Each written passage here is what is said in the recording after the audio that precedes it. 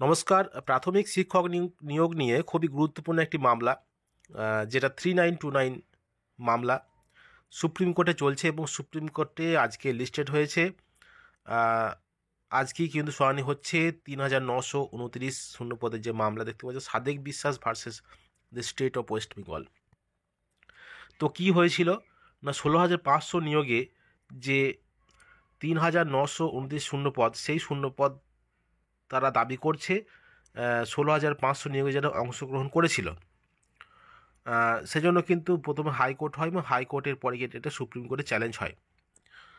কি নিয়ে না, পর্ষদ প্রাথমিক শিক্ষা পর্ষদে বলে যে যে নিয়োগ প্রক্রিয়া যেটা 2022-এর 11,765 যে নিয়োগ ভ্যাকেন্সি, সেখান থেকে কেটে দিতে হবে, মানে কেটে সেখানে দেওয়া হবে। কিন্তু এইটাই কিন্তু চ্যালেঞ্জ করেছে যে ওখান থেকে কাটা যাবে না, যেহেতু নোটিফাইড ভ্যাকেন্সি এবং তার এগেনস্টে ইন্টারভিউ দিয়েছেন, সেহেতু ওখান থেকে কাটা যাবে না।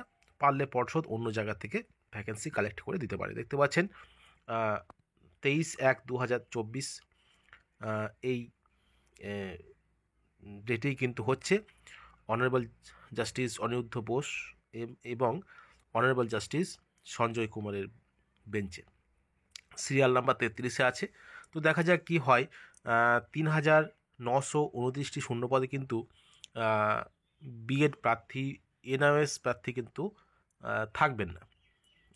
এটা কিন্তু নিশ্চিতভাবে বলা যায়, যেহেতু সুপ্রিম কোর্টের জাজমেন্ট চলে এসছে।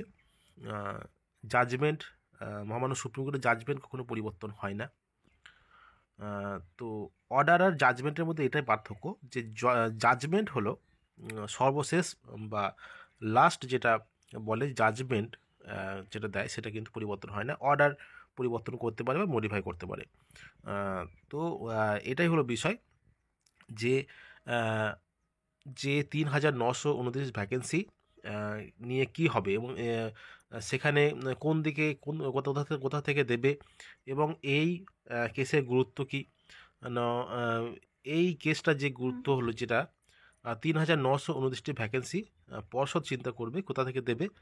আর এই 3,929টি ভ্যাকেন্সির মধ্যে কিন্তু কোনো মতেই নোটিফাইড ভ্যাকেন্সি অর্থাৎ 2022 সালের যে রিক্রুটমেন্ট, সেখান থেকে কিন্তু কাটা যাবে না।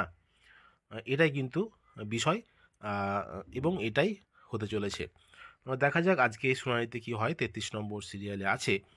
তো খুবই গুরুত্বপূর্ণ এই বিষয়টি।